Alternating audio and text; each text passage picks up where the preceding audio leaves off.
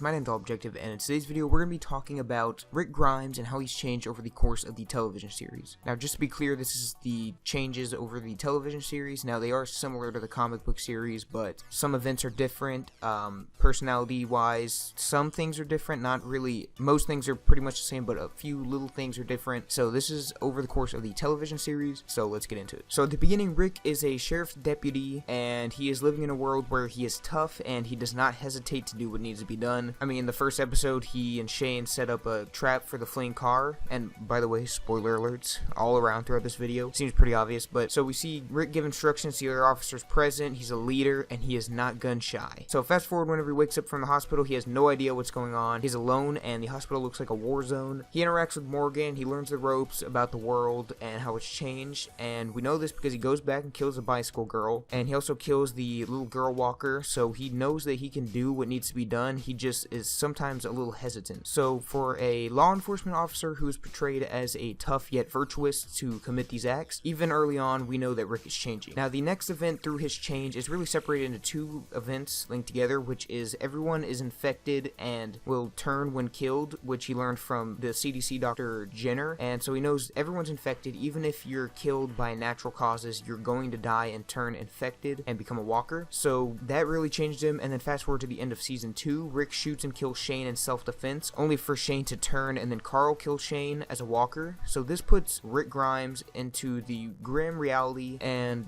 it really puts it into perspective for him, because Shane was his best friend, and Rick knew him since childhood, I believe, and even though the group had to kill some of their own up until this point, I mean, this really hit home with him. It made it completely personal. So this really changed him to just know what the world is like now. It's not your friends or your friends. It's like all of these people are fighting for survival individualized from you.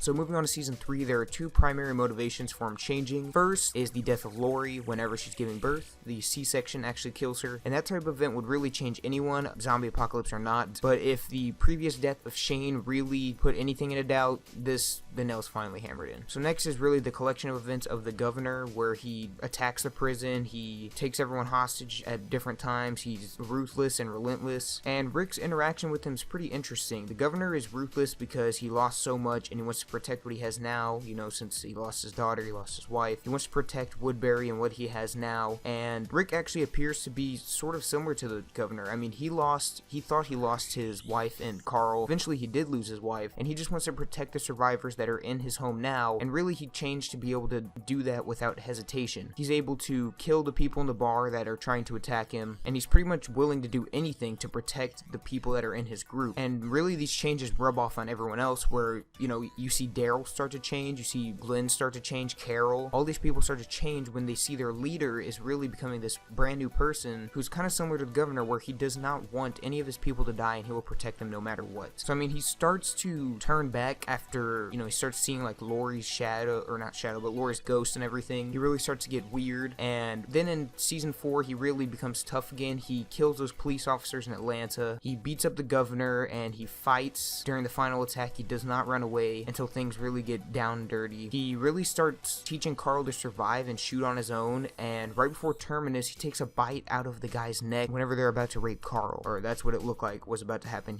He bites the guy's neck like a walker, and then he starts threatening like the saviors, he starts threatening the Terminus guys, killing all of them. So those, I mean, some of those things are really what turned him into another person. He chewed the flesh off of someone's neck, and he killed a ton of, like, hundreds of people to save his own. So then in season 5, once they got to Alexandria, he was really argumentative with all the other people. They didn't want him there, and he kind of wanted to take everything over for himself, and eventually we see that happening after Jessie is being beaten by her husband, so he really has to step in there and put him in his place, and he actually ends up killing him at the end after Deanna actually tells him that he's allowed to, because he just killed her husband. So he actually kills him, and then the rest of the Alexandrians start to accept that from him, and they really start to become relentless as he teaches them the ways of survival. So then in season 6 we see him kind of the same as season 5, but he's getting even more relentless, because if you see in the, I think it was episode 13, where Carol and Maggie are captured and they find Primo and they bring him down there to, like, they chase down Maggie and Carol, and eventually Primo just says, "I'm Negan," and right then and there Rick shoots him. He is completely relentless at this point. He has no cares. He just shoots this guy because he knows he's a threat, and he knows he could even have the slightest possibility of harming his people. He's gonna kill him, and he's gonna protect protect the people that he loves. So really, the way that we see him change is he starts off as this kind of passive-aggressive kind of guy. He'll do what needs to be done, but he doesn't want to kill any people unless they're really a threat. But then eventually, as we get into the 2 days before the season finale